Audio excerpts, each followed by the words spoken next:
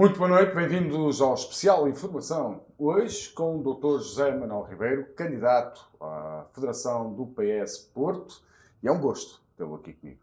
Olá, boa noite. No canal, no fundo, do seu concelho, do seu distrito, da sua região. E eu começava, José Manuel Ribeiro, por uma primeira pergunta.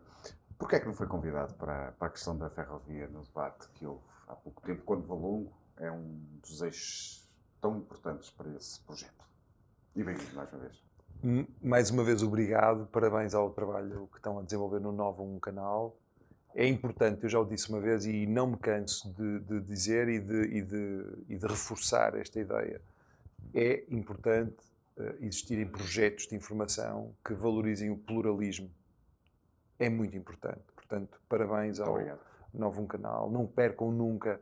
Nos tempos que vivemos, o pluralismo é mesmo uma vacina contra muitos problemas. Muito É obrigado. mesmo uma vacina.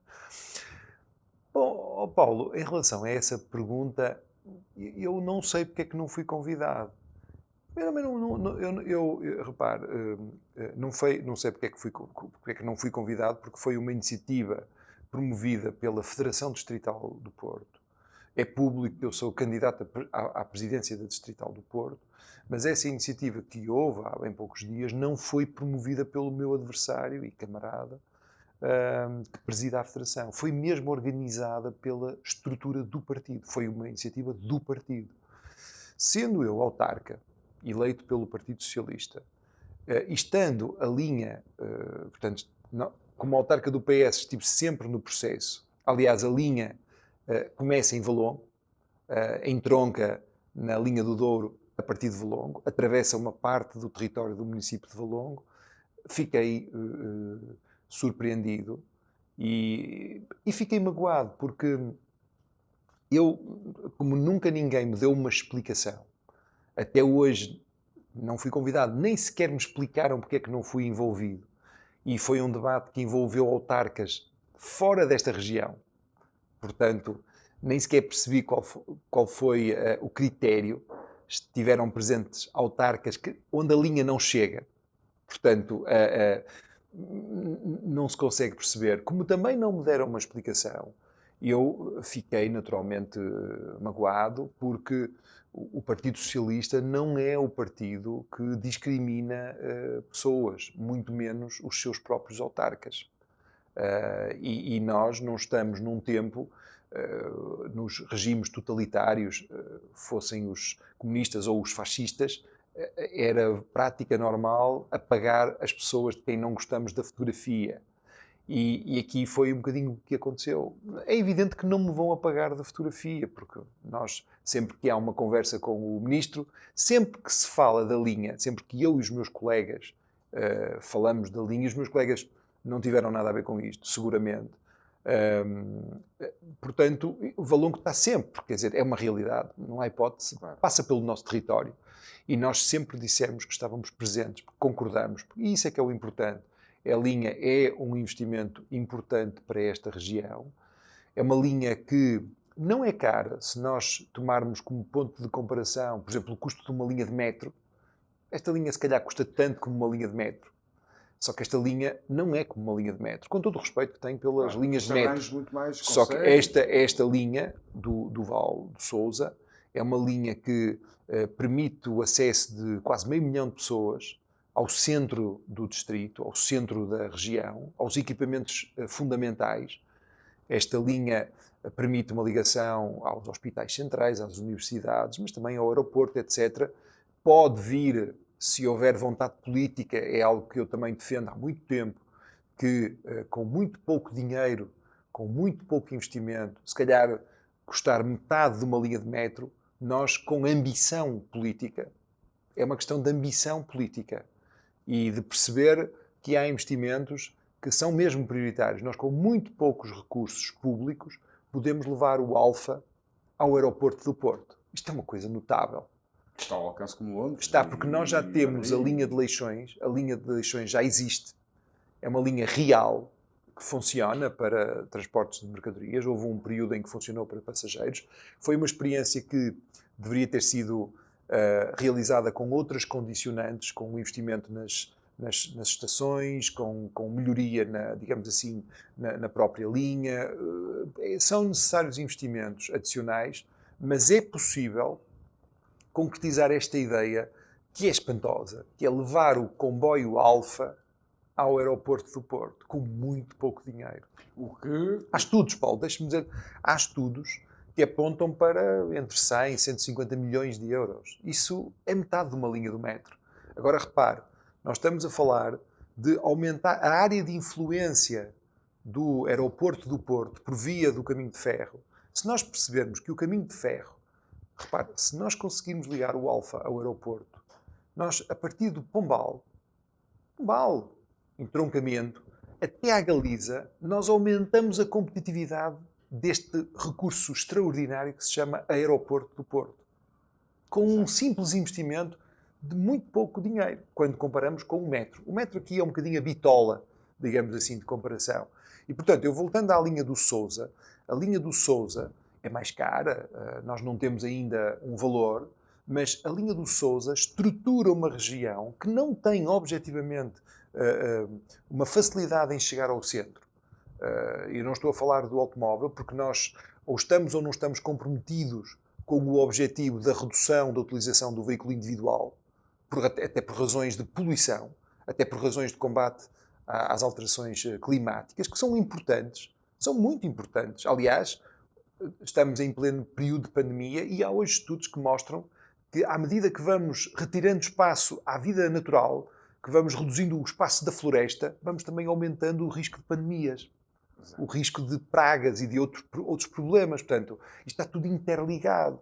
Portanto, um investimento destes é naturalmente um investimento que estrutura o território. É uma infraestrutura. Às vezes não se utiliza esta terminologia, quase como este projeto conjunto, que é hoje presidido e muito bem pelo meu colega de Paredes, o presidente Alexandre Almeida, o Parque das Serras do Porto.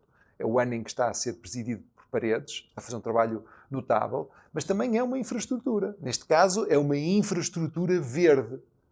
Está a ver como nós falamos de um aeroporto, de um porto de mar, de uma grande linha férrea, nós temos que encarar este tipo de investimentos como infraestruturas.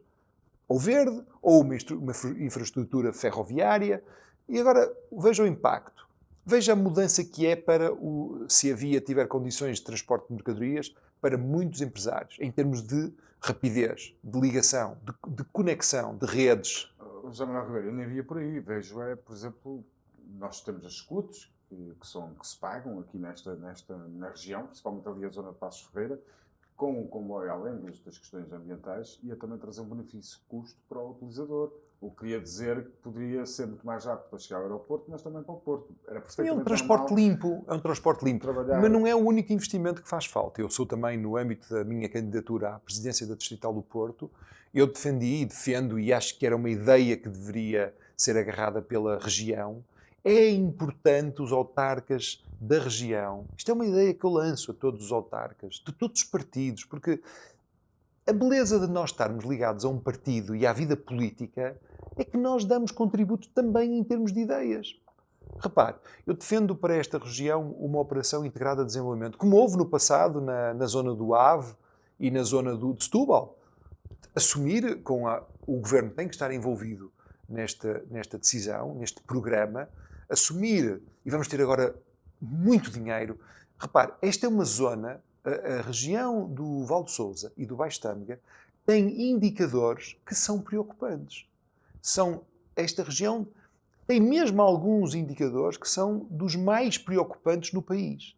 E nós não podemos ignorar e nós não podemos fechar os olhos. Repare, isto tem que juntar os partidos todos.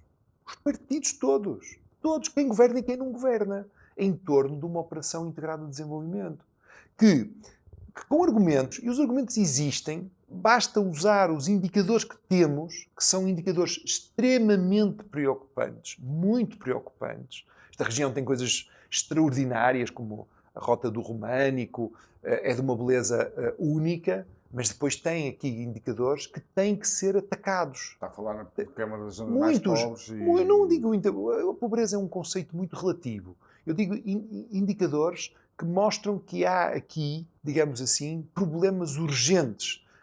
São indicadores que fazem com que esta região seja prioritária no país. Repare, e isto é o INE, são os indicadores que existem em várias áreas, a nível da água, o ciclo da água, e a outros níveis. E nós, repare... A nível do ambiente, dos aterros, por exemplo? Sim, a muitos níveis. O que é que acontece? Nós, com uma operação integrada de desenvolvimento, definida para um período de 10 anos, ou menos, depende, é uma questão de desenhar esse tipo de medidas, com dinheiro do Estado ou dinheiro também do Fundo de Recuperação ou de Estímulo, agora vai haver muitas linhas, durante 10 anos, comprometendo os atores locais, comprometendo os atores regionais e dizer, meus amigos, nós temos estes problemas e em 10 anos vocês têm que se comprometer com este apoio, com este dinheiro, a sairmos destes indicadores e conseguirmos resolver uma série de problemas. Eu fiz essa proposta não é só uma proposta interna, estas coisas são públicas, é uma proposta para a região.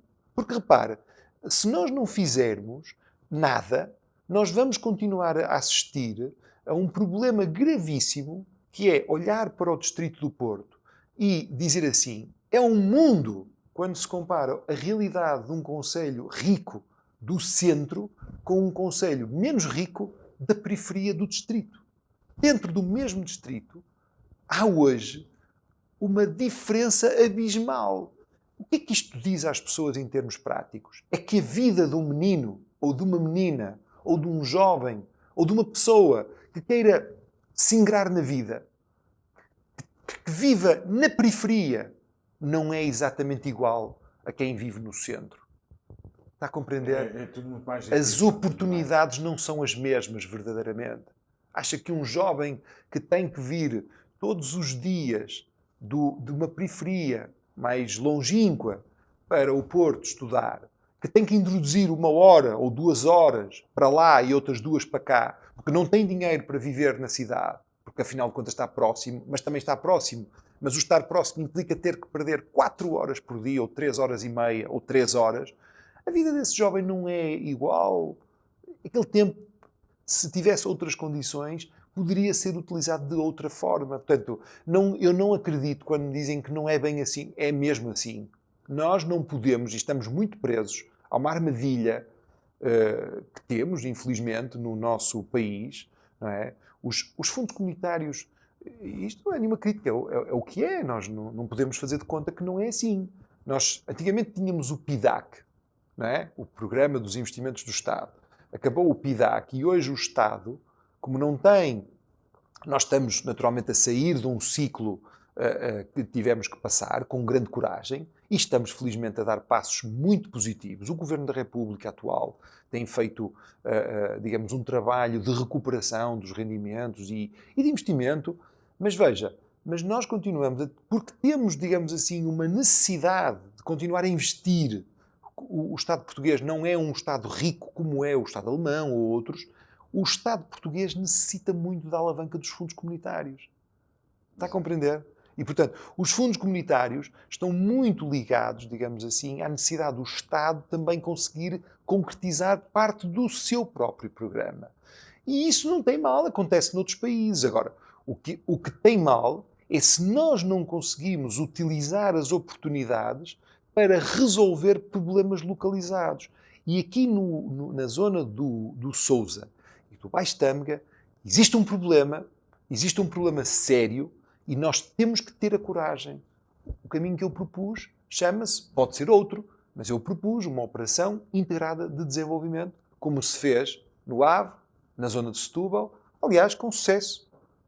Zonas que conseguiram recuperar e hoje têm muitos problemas resolvidos, terão novos problemas seguramente. Portanto, é um contributo, assim como a questão da linha de Leixões, como é óbvio. E o IC35 também, Dr. José Manuel Ribeiro, é uma obra que já há muito tempo é reivindicada. Houve agora um avanço antes da pandemia, que em junho as máquinas iam para o terreno, mas na verdade aqui não se vê nada e este projeto da ferrovia acaba até por...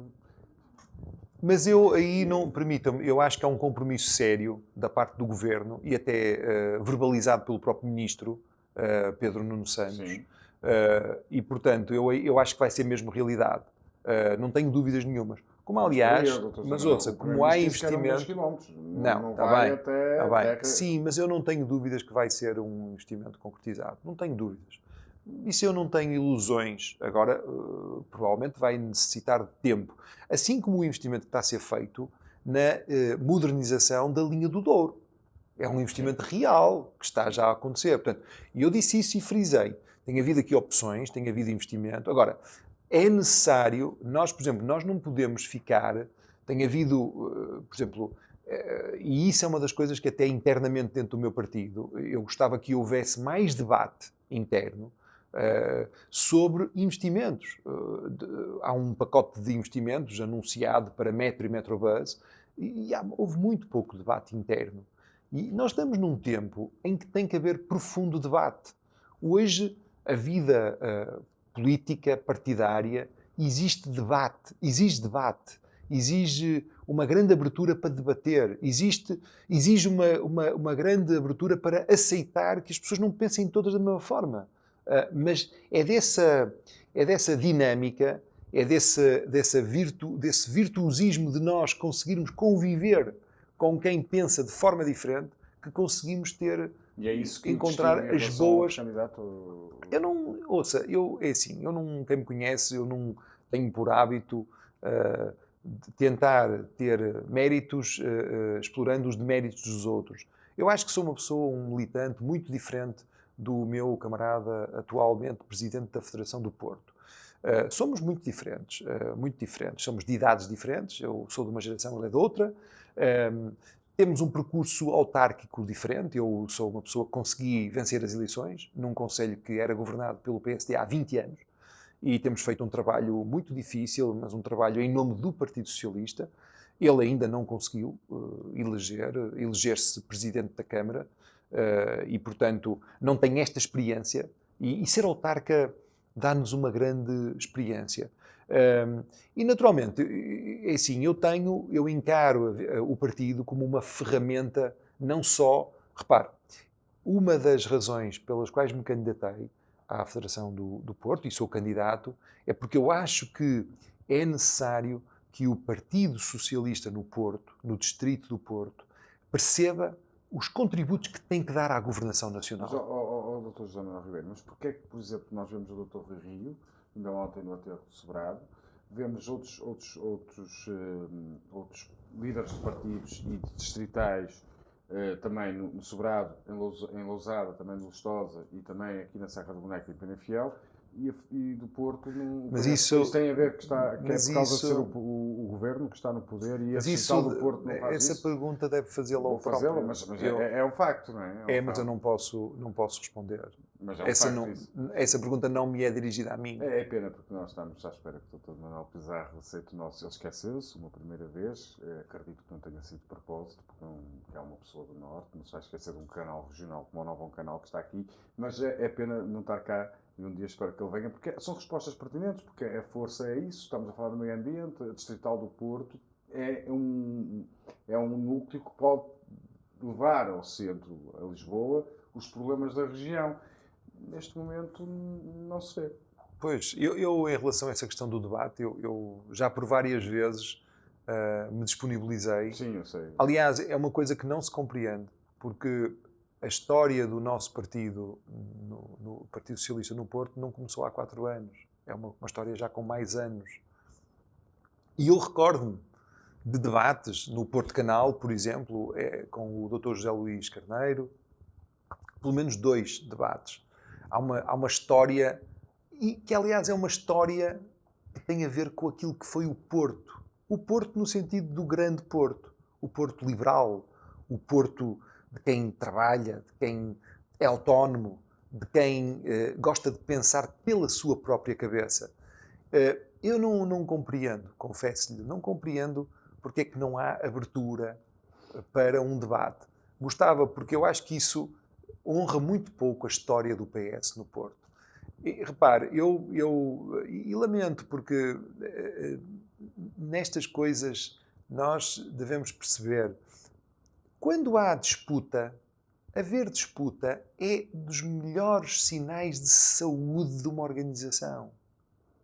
Quando existem pessoas que pensam dentro da mesma organização de forma diferente, querem chegar ao mesmo, digamos assim, objetivo, que é apoiar o Partido Socialista, conseguir ter boas governações a nível local, a nível nacional, ter as melhores soluções, mas quando dentro de uma organização existem sensibilidades diferentes, maneiras de estar diferentes, pensamento diferente, ideias diferentes, isso deve ser elogiado, deve ser acarinhado, deve ser, digamos assim, apoiado.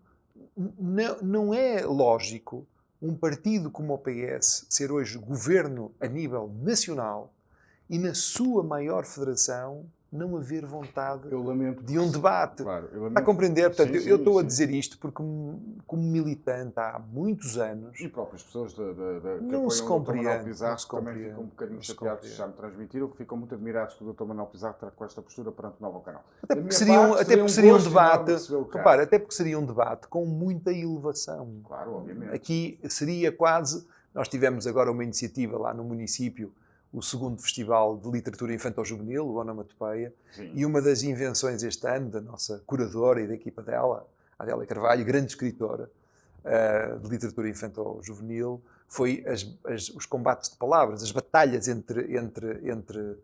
E eu acho que é importante nós debatermos. Veja, Paulo, deixa-me dizer isto. Hoje eu disse no início que o pluralismo é uma vacina contra os extremismos. É mesmo. Não tenhamos ilusões. Mas só há pluralismo se houver uma cultura profunda de debate. Se as pessoas não tiverem de encarar, não tiverem medo de debater com outros, com pessoas da própria organização, neste caso dentro do PS, e discordar não é nenhum problema. A não ser que seja uma pessoa insegura. Sim, mas isso, Normalmente pronto. as pessoas Eu só inseguras quero que fique claro que... Claro, sim.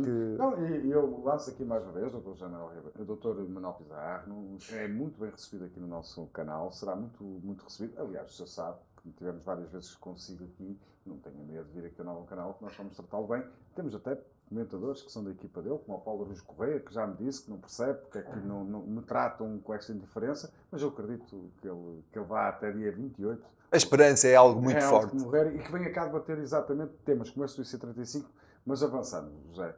Hoje, por exemplo, no Porto, a Câmara do Porto, e isso é uma questão que eu já ouvi do Dr. José Manuel Ribeiro dizer que tem que se ganhar a Câmara Municipal do Porto. Claro, pela razão óbvia.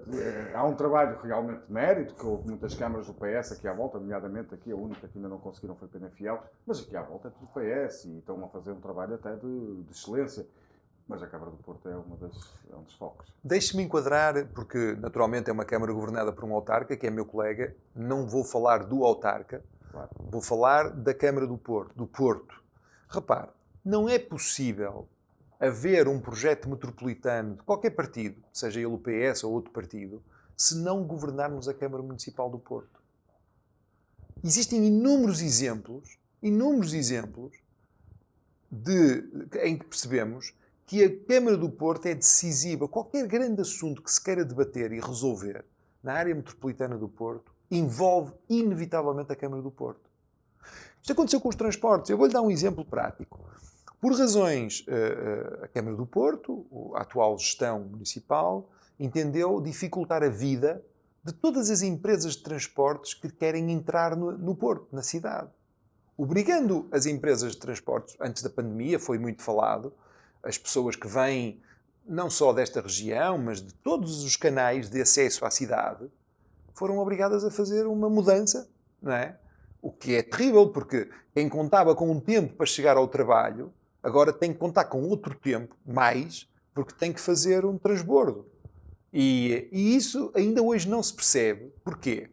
Porque nós poderíamos dizer que é lógico se assistíssemos ao mesmo tempo uma restrição do acesso por veículo individual. Mas não.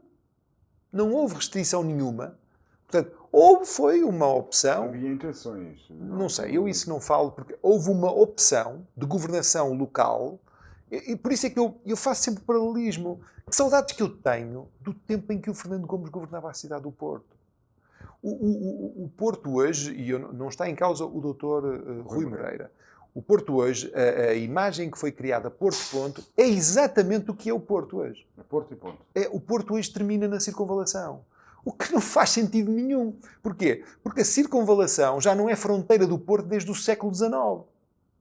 Entende? Sim. O Fernando Gomes, quando era presidente da Câmara do Porto, tinha a visão do Porto grande. Paulo, vamos ser muito práticos. O Porto tem 216 mil Mas está habitantes. a falar tipo Londres? Que Ouça, é Londres? não. Tem a ver que o Porto é a capital de uma área metropolitana que tem quase 1.800.000 habitantes. Tem 17 municípios. Mas tem ligações a muitas mais regiões, como Braga, como Aveiro e até zonas aqui muito próximas. Sim, mas mesmo até mais próximo.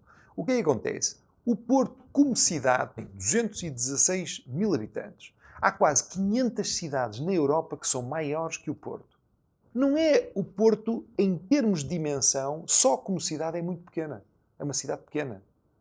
O Porto tem que olhar para a região e tem que olhar numa ótica de abertura.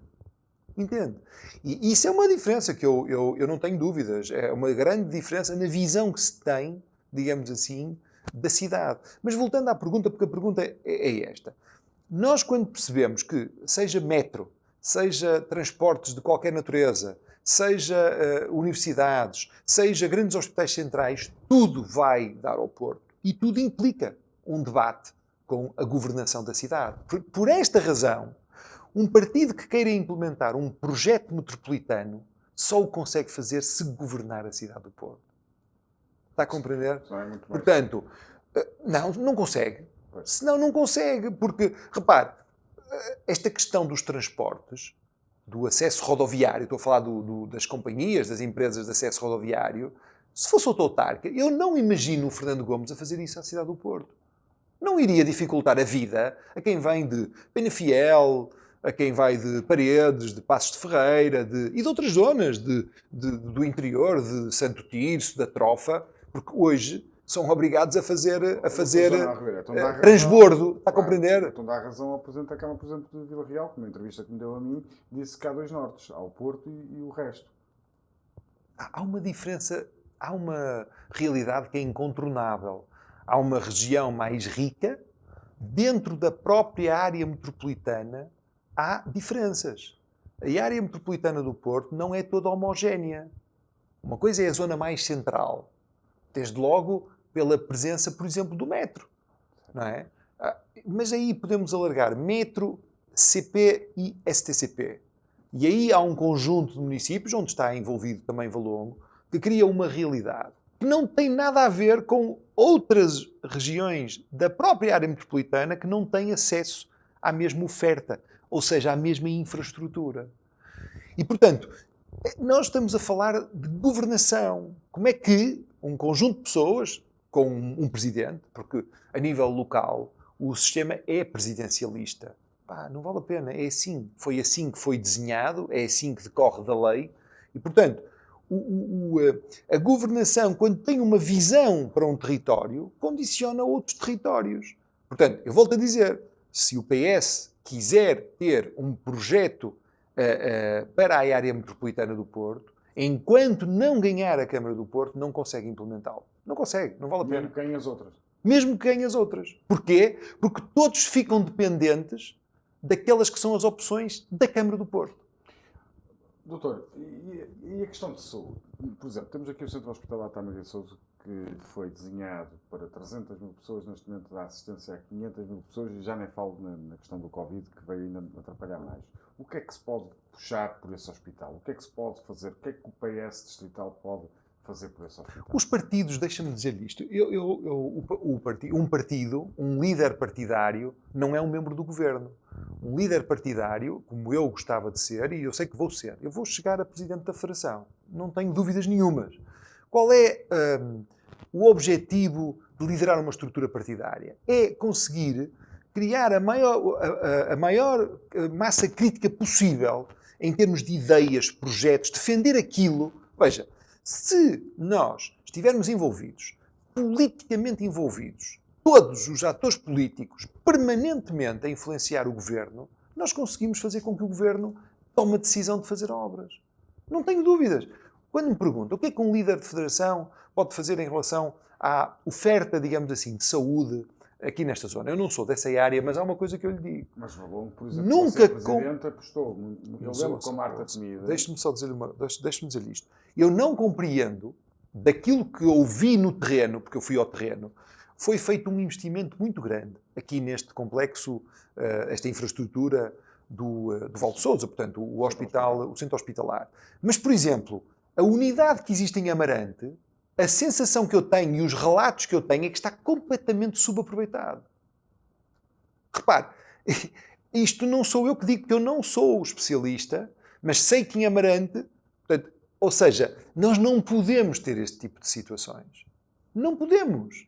Portanto, quando me perguntam, eu não tenho uma resposta, mas a partir do momento em que eu vou ao terreno e as pessoas localmente me dizem a unidade de Amarante, que está ligada ao centro hospitalar, está subaproveitada. Não é possível. Como é que é possível, num território, termos... E é isso aí, repare. E isso como é que se faz? Se for verdade, um ator político partidário, um dirigente, neste caso, da maior federação do país, é só uma questão de querer. Porque faz aquilo que se chama ser chato e vai lá, e vai lá uma vez, e vai lá outra vez, e vai lá outra vez, e quando vai lá dá visibilidade. Epá, e chega uma altura em que os governantes dizem, epá, temos ali um problema, temos que o resolver. Mas isto são palavras da Ministra da Saúde, Marta Temido, na altura que esteve a inaugurar o centro de saúde em Hermesinde, penso eu, e Valongo. Não, em Campo. Em Campo, em Hermesinde e Campo. Entretanto, veio ao centro hospitalar do Tâmega Sousa, foi uma pergunta que eu lhe fiz, porque continuamos no centro hospitalar, tem lista de esperas enorme e as urgências, 40% das urgências, das pessoas que recorrem às urgências desse hospital, são pessoas que não têm a manutenção nos centros de saúde porque os horários e as condições não são as melhores. E ela deu o exemplo de Valongo, que se apostou no centro de saúde para que depois fizesse uma triagem ao melhor serviço a pessoas diabéticas, que queriam retirar esses 40% das Mas urgências. isso com muita luta. Foi uma mas luta... é por aí o caminho? Era por aí o caminho, por exemplo? Sim, mas isso aí é uma luta longa e ao longo de muitos anos, com vários atores, mas ouça, sim, mas com muita reivindicação, não foi só em Valongo, e eu tenho que o reconhecer, o atual governo foi quem nos veio resolver estes problemas. Nós, aliás, já está a funcionar o novo centro de saúde de Alfena, que também não tinha condições, portanto, e que vai ser inaugurado, quando for possível, naturalmente, pela senhora Ministra. Portanto, isso tem a ver com as questões locais, evidentemente envolvendo a ARS. A Administração Regional de Saúde. O PS pode ter uma voz também que não disse chachados. Obviamente. O papel de um partido é não só estar disponível para combater nos atos eleitorais, mas para combater todos os dias, por ideias. Repare, uma das críticas que eu faço é que hoje sinto o PS no Porto como uma máquina do poder só. Ou seja, já aconteceu no passado. Ou seja, é uma máquina onde se discute pouco. Não é o facto de haver debates em período de campanha eleitoral, que eu até acho que devia haver algum cuidado por parte do meu camarada que está a disputar comigo esta presidência, porque a determinada altura não se percebe quando são iniciativas institucionais, depois são iniciativas de...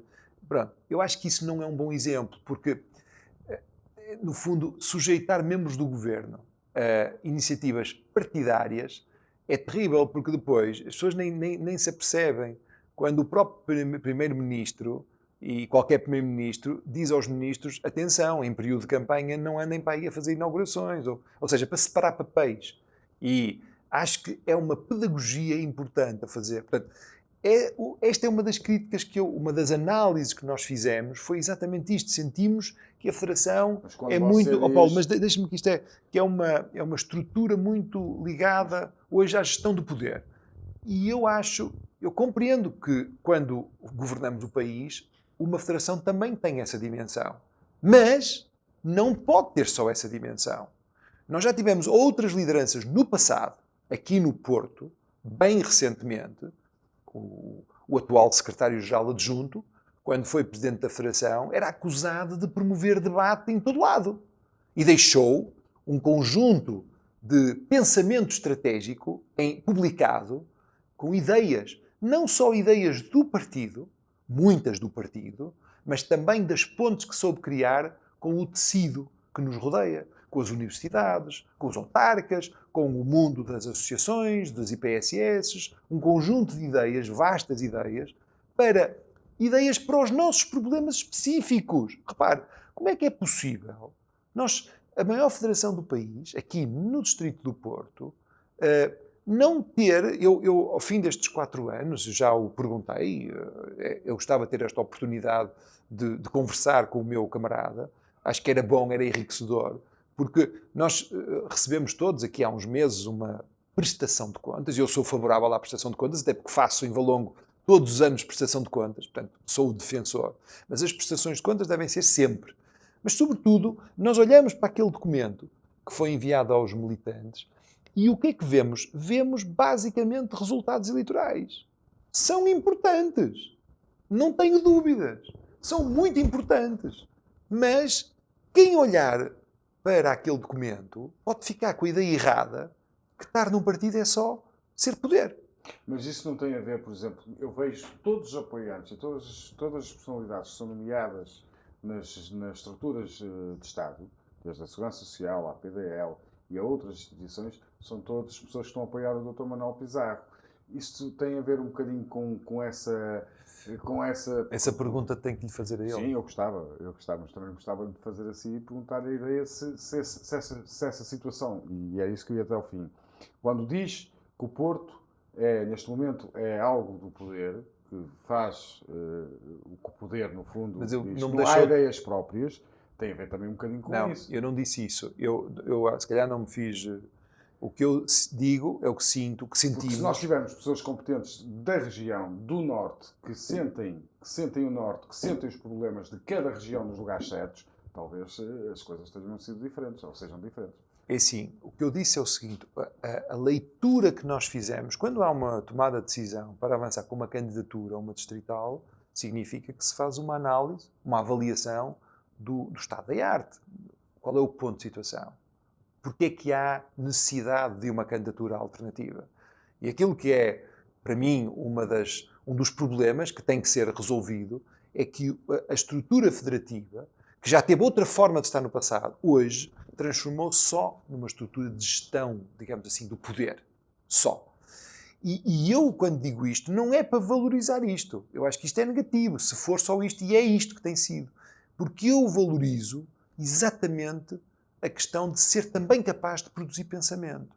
Repare, a questão que me coloca das pessoas que são nomeadas, essa pergunta deve fazer ao meu camarada. A mim não. Eu tenho, repare, se qualquer uma dessas personalidades quiserem mudar de opinião, nós recebemos de braços abertos, como é óbvio. Aquilo que é fundamental é nós não desbaratarmos, nós não desvalorizarmos aquilo que é a maior riqueza de um partido. Veja o que aconteceu em França. É um bom exemplo. O Partido Socialista, que aparentemente estaria condenado a desaparecer, nestas eleições autárquicas, voltou a ter apoio em parte do território francês. E lembrem-se que o PS esteve quase a desaparecer nas últimas eleições presidenciais e governativas. Porquê? Porque tem uma base eleitoral local forte. Portanto, e nós, repare, já dei uma volta pelo distrito, falo com muitas pessoas quase todos os dias, para além das funções que tenho de autarca e do combate que tenho ao aterro. Eu percebo que não há um dia que eu não penso no aterro. E eu tenho consciência que isso pode me prejudicar. Mas não acha estranho não haver ninguém das instituições ligadas ao Estado, onde há nomeações, não o apoiar? Não valorizo isso. Eu acho que é uma questão que deve colocar ao meu adversário. Aquilo que é importante é nós, no desempenho das nossas funções, seja como um militante do PS, com responsabilidades ou sem responsabilidades. Eu hoje sou militante de base.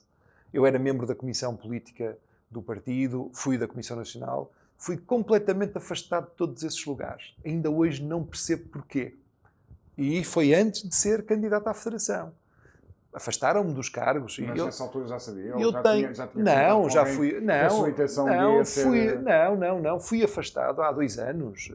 Fui completamente afastado. Fiquei na condição mais nobre, que é ser militante de base. E por isso é que quando eu lhe digo que no dia-a-dia, e é importante esta coisa, nós no desempenho das nossas funções temos que perceber qual é o sentido do que fazemos. E portanto, repare, quando surge a candidatura, quando fazemos esta análise, nós traçamos o quadro, percebemos que é um problema e dizemos é preciso caminhar de outra forma. E vamos de forma leal, digamos assim, às bases. Apresentamos-nos. Isso não tem nada de negativo. Não deveria provocar nenhum, digamos assim, pânico, porque a determinada altura senti que havia uma preocupação muito grande. Pá, não pode haver uma candidatura alternativa, porque isto vai pôr em causa o unanimismo. Pá, o unanimismo... Então, para isso não há eleições. Ouça, o unanimismo nas organizações é mesmo uma doença. É uma doença. Portanto, eu acho que as pessoas, quando não concordam, sim senhora, têm direito a não concordar e a discordar. E devem disputar de forma com lisura, com elevação, seguindo as regras, todas as regras, as disputas eleitorais. É isso que deve acontecer. Está a compreender? Sim. Essa questão de quem apoia quem, eu isso não posso pronunciar. Mas é estranho, Dr. Manuel Pizarro. Não sei se é.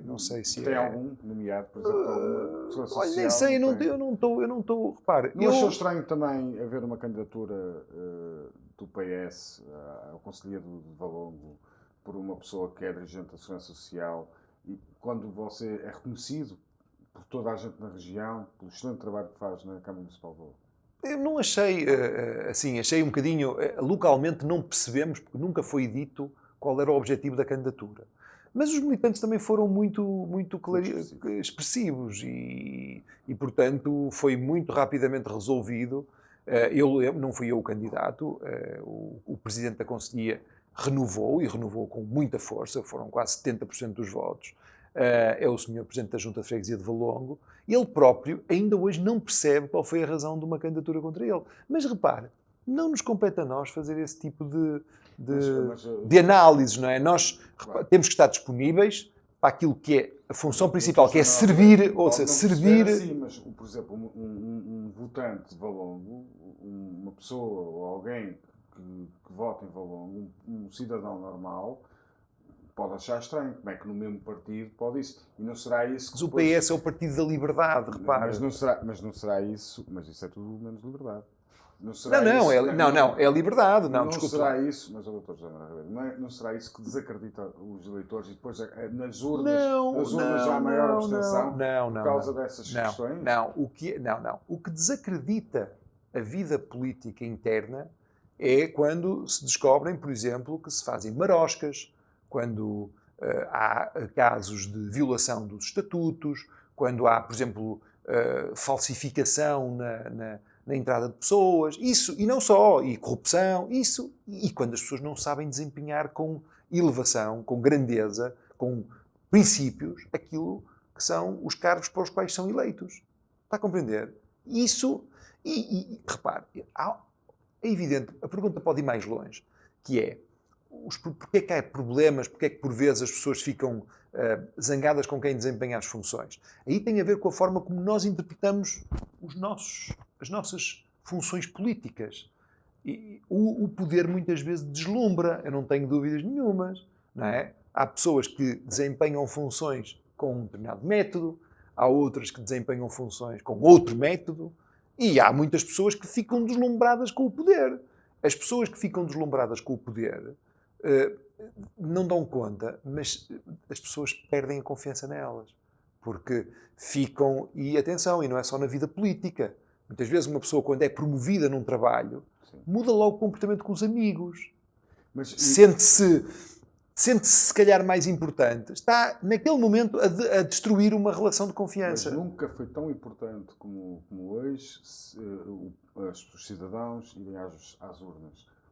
O que é que o senhor faria para convencer as pessoas que cada vez mais é importante ir às urnas? Para ganhar confiança? Porque é nítido que não há confiança, que há uma quebra de confiança nos políticos Olha, normais. eu vou-lhe dizer o que é que convencionais. acho. Eu vou dizer o que é que acho, sempre achei, não é uma opinião ainda maioritária, mas quem me conhece sabe que sou frontal. Eu sou há muitos anos defensor do voto como dever obrigatório. Acho que, aliás, nem consigo entender como é que não se percebe a armadilha que existe no nosso sistema. Cada vez mais as pessoas, há indicadores que mostram que há uma crescente, digamos assim, um crescente aumento do número de pessoas que não votam. Porque há a possibilidade de votar ou não. E isto para mim é uma armadilha. E porquê que é uma armadilha? Repare, eu não consigo entender como cidadão, como pai, como autarca, que, por exemplo, nós, a sociedade portuguesa, obriga o pai e a mãe a que os seus filhos vão para a escola. É obrigatório, na nossa sociedade, aprender a ler e a escrever e a contar. E não é obrigatório participar no ato de escolha, porque o momento da eleição e a democracia tem esta dimensão, é o método que foi criado para nós escolhermos quem nos governa, de tempos a tempos. Basicamente, não é só isso. A democracia é muito mais ampla. É pluralismo, é debate, é um conjunto de valores, é a liberdade em todas as suas dimensões. Mas veja, como é que nós dizemos, não, tem que ler e escrever e contar. Isso é obrigatório. Mas votar não. Sabe porquê que eu digo isto e choca-me? Porque eu às vezes acho que nós estamos tão dominados pelo sistema capitalista, baseado no consumo. Eu não sou anticapitalista, que fique claro, mas o sistema tornou-se de tal maneira dominante que o sistema, como sabe, um cidadão que não lê e conta mal é um mau consumidor. Não é? Vai ter problemas, não sabe o que é que está a comprar. E eu às vezes tenho mesmo esta convicção. Eu acho que há mais preocupação com a dimensão do consumidor do que com a dimensão do cidadão. Porque se houvesse mais preocupação com a dimensão do cidadão, nós dizíamos às pessoas, é obrigatório votar. Eu julgo que foi na Austrália, há bem pouco tempo, tornou o voto obrigatório. Por várias razões. Repare, como é que é possível? Está provado, há estudos, quanto menos pessoas votarem, mais nós ficamos dependentes de grupos. Ouça. Quanto menos pessoas votarem, mais ficamos dependentes de grupos organizados de votos. Israel, só para lhe dar um exemplo, os ortodoxos, que são uma minoria, mas são uma minoria muito ruidosa e que participam maciçamente nas eleições, têm uma força brutal no jogo político israelita. Porque são organizados e vão votar. Aqui em Portugal, uma minoria organizada, muito bem organizada, quando vota poucas pessoas, pode ganhar um peso que não corresponde ao peso real. Mas também para isso tem que se introduzir o que é o dever cívico nas escolas. Não vamos misturar. Não, estamos a falar de coisas estamos a falar de coisas diferentes. Estamos a falar do ato de escolher, de votar. Certo, mas nós temos que ensinar, temos que aprender quando somos pequenos o que é a democracia, o que é a importância de um voto, exatamente para aquilo que o doutor está a dizer agora aqui, que pode ser muito perigoso isso. O muito perigoso o quê? A abstenção.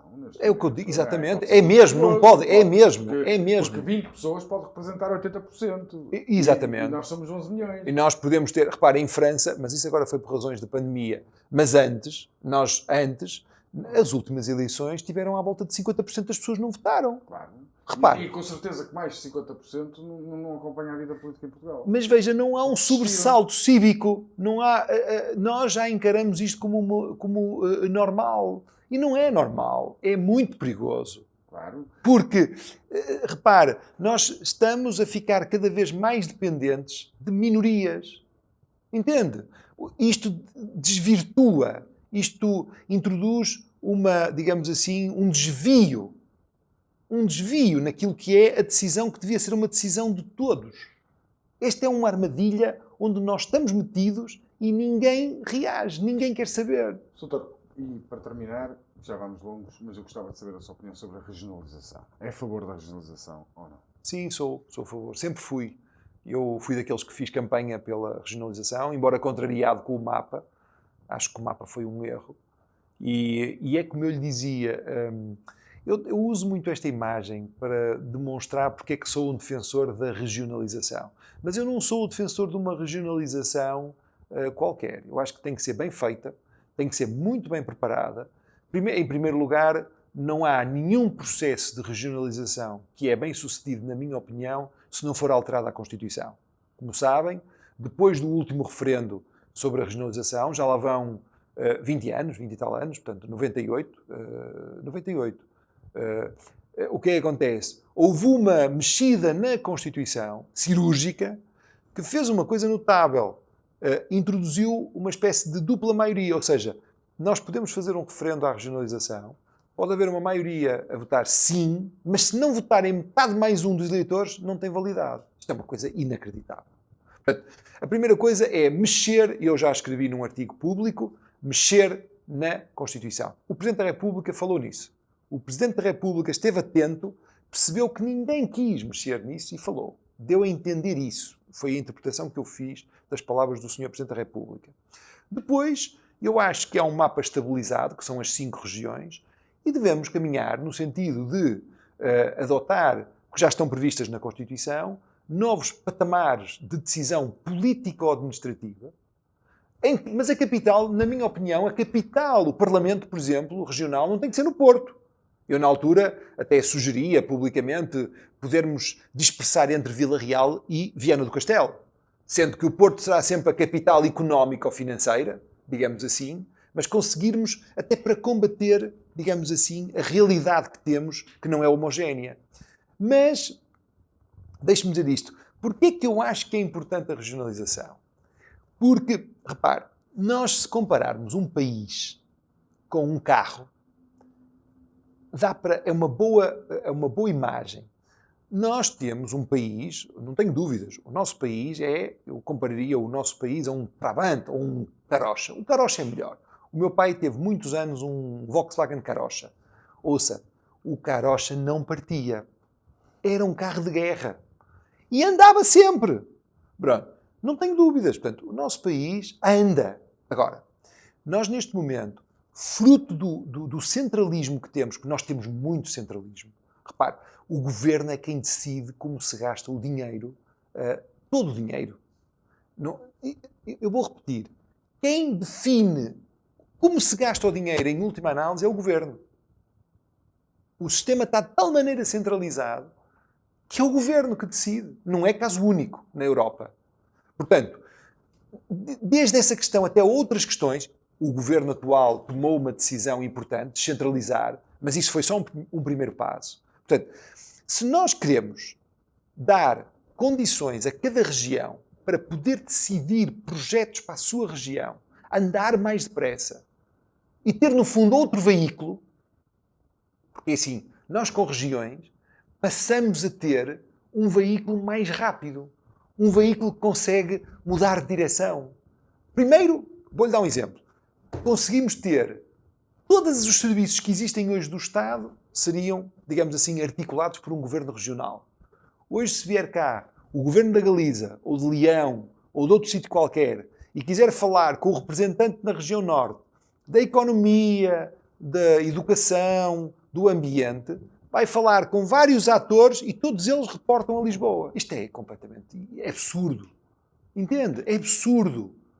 Porquê que a região do Algarve, ou a região centro, ou a região do Alentejo, ou a região norte, não podem ter autonomia política para poder decidir um grande investimento na região? O caso da TAP, onde eu acho que o meu adversário esteve distraído, honestamente esteve distraído, não tem a ver com as posições, tem a ver com a falta de iniciativa para juntar todas as federações do Porto. Mas o caso da TAP mostra muito bem a importância das regiões. Repare, os recursos que a TAP tem no Porto, no Algarve, se forem encarados numa lógica de descentralização, beneficiam as regiões, mas também beneficiam o todo. Agora, se nós só olharmos para o aeroporto em Lisboa, estamos a secar a transformar, como eu disse, os outros aeroportos em apiadeiros, e nem as regiões ganham, nem o todo ganha. Portanto, nós temos um problema que se chama competitividade. Se o país quer andar mais depressa, mais rápido, só com as regiões. Não há hipótese. Ouça, não há hipótese. E sabe porquê? Os defensores do centralismo tiveram uma oportunidade, desde a derrota no último referendo à regionalização, tiveram uma oportunidade para provar que o centralismo conseguia resolver os problemas. Não consegue. Repare, a região norte é uma das mais, digamos assim, atrasadas em indicadores à luz dos critérios da União Europeia. Mas há algo que se entende e o povo diz. Está a falar no centralismo. E muitas vezes ministros, deputados, são do norte. São do norte e até agora temos poucos do Porto. Até lhe vou dizer, por razões que eu não consigo entender, nós temos muito poucos ministros do Porto, do Distrito do Porto. Do Distrito do Porto. Mas isso é uma coisa que não foi assim no passado. E isso é algo preocupante. Muito preocupante. Não, sim, é preocupante, porque durante muito tempo o PS, quando governava, olha, no tempo do meu camarada Renato Sampaio, muitos ministros tivemos e secretários de Estado. E hoje o PS tem poucos ministros, tem poucos secretários de Estado e mais. E mesmo no Parlamento perdeu. Nós tínhamos a presidência de uma comissão parlamentar e hoje perdeu-se. Portanto, há aqui um problema que tem que ser analisado, como é óbvio, porque, repare, há outras pessoas de outros distritos que estão nessas posições. Muito bem. Sr. José Manuel Ribeiro, espero ainda conseguirmos fazer o debate. Para mim é um gosto. E estou totalmente disponível. E obrigado por vir ao Novo Canal nesta altura tão difícil que nós, comunicação social regional, atravessamos, e é sempre bom termos pessoas aqui da região a apoiar desta forma. Não é preciso de outras formas. Vir cá. E foi a entrevista com o Dr. José Manuel Ribeiro, que é candidato à Federação do PS Porto. Lanço mais uma vez o meu convite com toda a simpatia ao Dr. Manuel Pizarro para nós fazermos um debate, ou então, se achar que não é oportuno fazer um debate com este candidato, terei muito gosto de recebê-lo aqui e ouvi-lo, porque nós somos uma televisão do Distrito do Porto. Boa noite.